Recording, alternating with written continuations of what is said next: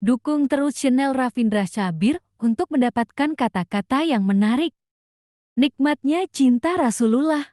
Orang jika semakin dekat dengan Nabi, semakin tahu caranya bicara, semakin tahu caranya melihat, semakin tahu caranya berpikir, semakin tahu caranya menjalankan kehidupan. Maka semakin terjaga kehidupannya. Ustadzah Halimah Alaidrus, Nabi Muhammad sang permata hati adalah satu-satunya pintu Allah. Bersholawatlah kepadanya dan ulangilah, maka engkau akan mendapatkan keberuntungan dan kebahagiaan, pintu harapan dan keselamatan di dalamnya. Maka barang siapa yang ada di dalamnya tidak akan celaka. Wahai kekasihku, wahai Muhammad, wahai pengantin tanah timur dan barat sedunia, wahai Nabi yang dikuatkan dengan wahyu diagungkan, wahai imam dua arah kiblat. Gembirakanlah Rasulullah dengan amal dan akhlak kalian, sebagaimana Rasulullah membela kalian. Habib Syekh, setelah memohon kepada Allah untuk membimbingmu ke jalan yang lurus, jangan hanya berdiri di sana, tapi mulailah berjalan menuju petunjuknya. Jika sholawatan masih kau buat bahan candaan, maka Allah pun tidak bercanda negasi dosanya kepadamu. Ada seorang lelaki datang kepada Nabi Shallallahu Alaihi Wasallam, lalu berkata, "Wahai Rasulullah, kapan hari kiamat tiba?" Beliau bertanya kembali kepadanya, "Apa yang sudah kamu persiapkan untuk menghadapi hari kiamat?" Lelaki tersebut menjawab, "Cinta kepada Allah dan Rasul-Nya." Kemudian Rasulullah Shallallahu Alaihi Wasallam berkata, "Sesungguhnya engkau akan bersama-sama orang yang engkau cintai." Muttafaq alaih. Al-Kaimi menyebutkan mencintai Rasulullah Shallallahu Alaihi Wasallam. Al-Kaimi menjelaskan bahwa sesungguhnya orang yang ingin mengetahui cerita tentang para pecinta Nabi, dia akan menemukan cara untuk mencintai Nabi Muhammad Shallallahu Alaihi Wasallam.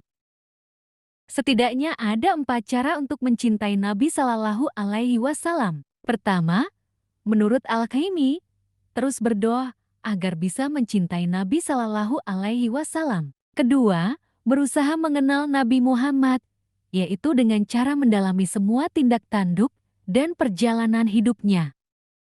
Ketiga, berzikir dengan cara membaca syalawat sebanyak-banyaknya. Keempat, berziarah dengan cara hadir dalam keharibaannya, mengelilingi masjid dan kotanya.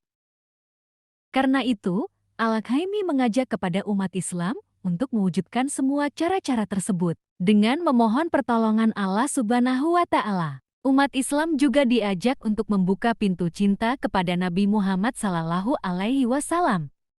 Orang yang mampu mengimplementasikan cara-cara tersebut kemudian akan semakin cinta terhadap Nabi. Bahkan, menurut Al-Kaimi, dia akan meraih oase kebahagiaan, secercah kehidupan, hatinya berbunga-bunga, dan ruhnya menjadi bangkit. Sesungguhnya Allah dan malaikat-malaikatnya bersyalawat untuk Nabi. Hai orang-orang yang beriman, bersyalawatlah kamu untuk Nabi dan ucapkanlah salam penghormatan kepadanya. Al-Ahzab 56.